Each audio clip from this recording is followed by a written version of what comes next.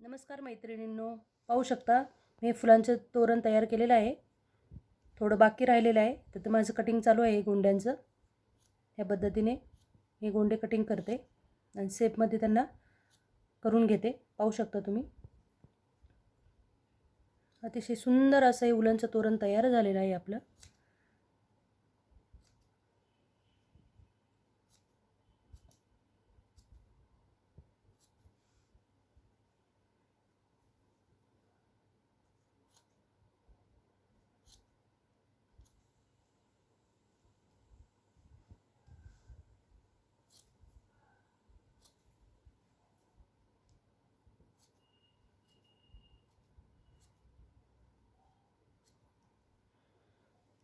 पाहू शकता मैत्रिणींनो, हे पूर्ण झाल्याच्या नंतर मी पुन्हा तुम्हाला दाखवते.